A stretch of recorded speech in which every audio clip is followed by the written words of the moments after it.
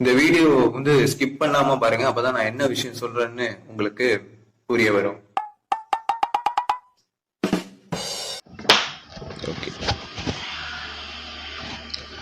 அனைவருக்கும் வணக்கம். நான் உங்கள் அருண் மனோஜ்குமார். நீங்கள் பார்த்து கொண்டு இருப்பது back on official YouTube channel. இன்னைக்கு நம்ம பேச போற கான்டென்ட் என்னன்னு பார்த்தீங்க அப்படின்னா எபிசோட் 3 தேர்ட் எபிசோட பத்தி நம்ம டீட்டெயிலாக டிஸ்கஸ் பண்ண போறோம்.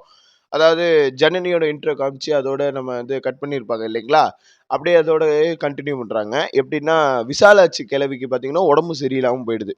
தன்னுடைய மகனை எப்படியாவது வெளியில் கொண்டு வரணுன்ட்டு பார்த்தீங்க அப்படின்னா துடிக்கிற அந்த கணவன்மார்கள் சைடும் ஐயோ அந்த ஆள் எப்பயுமே வெளியே வரக்கூடாதா சாமி அப்படின்னு சொல்லிட்டு இந்த மனைவிமார்கள் சைடு, அதாவது எதிர்நீச்சல் தர்ம அணி ரொம்ப தீர்க்கமாக இருக்காங்க. ஓகேங்களா, இதுக்கு இடையில நடக்கிற இந்த இடைப்போரில் நம்ம ரெண்டுக்கும் நியூட்ரலாக இருக்கக்கூடிய விசாலாட்சிங்கிறவங்களுக்கு திடீர்னு பார்த்தா உடம்பு சரியில்லாமல் போயிடுது. அவங்க ஹாஸ்பிட்டலுக்கு இது பண்ணணும், டாக்டருக்கு இது பண்ணணும்னு பார்த்தா நம்ம கதிர் பையன் என்ன பண்ணி வச்சிருக்காரு அப்படின்னு பார்த்தீங்க அப்படின்னா குழந்தை கவனிக்கிற குழந்தைகள் ஸ்பெஷலிஸ்ட் டாக்டருக்கு ஃபோன் அடிச்சிருக்கா. அப்படி இதுதான் இன்னைக்கான எபிசோடில் நடந்தது. அதுக்கப்புறம் இல்லை அப்படின்னு சொல்லிட்டு வேற ஒரு டாக்டருக்கு ஃபோன் அடிக்க சொல்லி ஏற்பாடு பண்ணுறாங்க. அப்புறம் 3 மருமகளும் அசம்பிள் ஆகுறாங்க. மூத்த மருமகளான ஈஸ்வரி மட்டும் அசம்பிள் ஆகலை. அதுதான் அடுத்த எபிசோடுக்கான லீடு. ஓகேங்களா, என்ன இது 25 நிமிஷம் எபிசோடுக்கு 1.5 நிமிஷத்துலேயே ரிவ்யூ கொடுத்துட்டேன் அப்படின்னா அப்படிதான். ஓகேங்களா, இதுக்கு இடையில பார்த்தீங்க அப்படின்னா ஜனனி உள்ளே வந்துடுறாங்க, விசாலாட்சியை கவனிக்கிறாங்க. அண்ட் ஒரு புதுசாக ஒரு லேடி பார்த்தீங்க அப்படின்னா இவங்க எல்லாரையும் மட்டம் தட்டி பேசுகிற மாதிரியே அந்த இது பேசிக்கிட்டு இருக்குது. இவங்களும் அதுக்கு சலிக்காமல் 3 பேர் பதில் சொல்லிட்டு இருக்காங்க. அப்படியே பார்த்தீங்க அப்படின்னா எல்லாம் நல்லபடியாக போயிட்டு இருக்கிறப்ப திடீர்னு ஆதிரி ஜனனிக்கிட்ட சண்டை போடுறா. இந்தமாரி உங்கள் கோரிக்கையெல்லாம் ரொம்ப நியாயமாக இருந்ததுனால தான் அன்றைக்கி கோர்ட்டுக்கிட்ட எல்லாம் உங்களுக்கு நான் சப்போர்ட்டாக இருந்தேன். ஆனால் அதையே நீங்கள் அட்வான்டேஜாக யூஸ் பண்ணிக்கிட்டு எங்கள் அம்மாவை நீங்கள் கவனிக்காமல் விட்டுட்டீங்க. அப்படி இப்படின்னு ஒரு மகளாக அவள் தன்னுடைய ஆதங்கத்தை வெளிப்படுத்தும் பொழுது டக்குன்னு நம்ம நந்தினி ஏம்மா ஏய் நல்லா தெரிஞ்சுக்கம்மா, நாங்கள் வேலைக்கு போகிறதுக்கு முன்னாடி உங்கள் அம்மாவுக்கு நாங்கள் சாப்பாடு பணிவிடையெல்லாம் செஞ்சுட்டு தாம்மா போகிறோம். அவங்க அதை தாம்மா சாப்பிடாமையோ இல்லை அவங்க மிஸ்யூஸ் பண்ணிட்டு போகிறாங்கம்மா.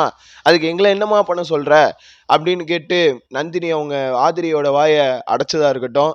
இந்த மாதிரி பல விஷயங்கள் நடந்துகிட்டு இருக்கு. ஆஸ் யூஷுவல் நம்ம கரிகாலன் சைலண்ட்டாக ஸ்கோர் பண்ணிட்டு இருக்காப்புல. என்ட்ரிலே என்னென்னா மரியாதையெல்லாம் மனசுலேயே இருக்கட்டும் அப்படின்னு சொல்லி அந்த 2 சின்ன பொண்ணுங்களை இது பண்ணுறாங்க. சரின்னு ஜனனியத்தை உள்ளே வர்றப்பயே அதாவது ஜனனி சித்தி இல்லை, சாரி, ஜனனி சித்தி உள்ளே வர்றப்பயே அந்த 2 பேரும் கம்ப்ளைண்ட் கொடுக்குறாங்க. அதாவது என்னல டிசீஸ் இருக்கும் அப்படின்னா இது ஏதோ பர்சனாலிட்டி டிஸார்டராம். அதாவது யாருமே அவங்கள கண்டுக்கல அப்படிங்கிறதுக்காக ஒரு மனக்குமுறலான அந்த நோயை தான் அவங்க விசாலாட்சியை இது பண்ணுறாங்க அப்படின்னு சொல்லி நைஸாக நக்கல் அடிக்குதுங்க. கடந்த எதிர்நீச்சல் சீரியலில் இருக்கிற மாதிரி தான் ஜனனி சக்தியை பாய் பெஸ்டி கணக்காக எப்பயுமே கூட அழைச்சிட்டு போகிறதே ஒரு வேலையாக வச்சுருக்கிறோம். அந்த மாதிரி இந்த வாட்டியும் அழைச்சிட்டு போகிறாங்க.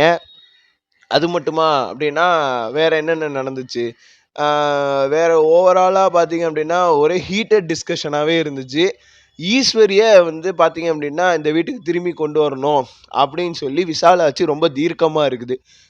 அடுத்த எபிசோடு ஈஸ்வரி உண்மையாகவே அந்த வீட்டுக்கு வருவாங்களா, இல்லை நான்லாம் வர முடியாது அப்படின்னு சொல்லி அவங்க விலகி போயிடுவாங்களா அப்படிங்கிற ஒரு இக்கண்ணாவோட ப்ரோமோவையும் சேர்த்து விட்டுருக்காங்க. ஓகேங்களா, ஓகே. அடுத்து இதில் வேற என்னென்ன இருக்குது, வேற என்னென்ன புதுமையான சீன்ஸ்லாம் இருக்குன்னா எதுவுமே புதுமையான சீன்லாம் இல்லை.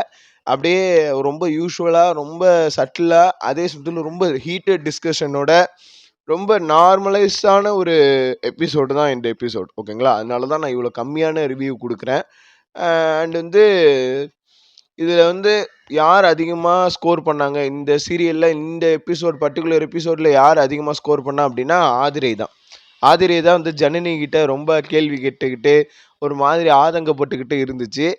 நம்ம நம்ம கதிரையா பீடியா ஸ்பெஷலிஸ்ட் இருப்பாங்க தெரியுமா, அதாவது குழந்தைங்க டாக்டர் இருக்காங்க தெரியுமா, அந்த டாக்டர்கிட்ட எல்லாம் ஃபோன் அடித்து வர சொல்லியிருக்காங்க. அதுக்கு வந்து, "ஏன்யா குழந்தைங்க பார்க்குற டாக்டருக்கெல்லாம் எதுக்குய்யா வந்து இது பார்க்குற?" அப்படின்னு நந்தினி கேட்க, "ஏன் குழந்தைங்களுக்கு மட்டும் தான் டாக்டர் பார்க்கணுமா? எங்க அம்மாவெல்லாம் அவங்க பார்க்க மாட்டாரா?" அப்படின்னோனே, "யோ! இவங்களுக்கு என்ன சொல்லி நான் புரிய வைக்க?"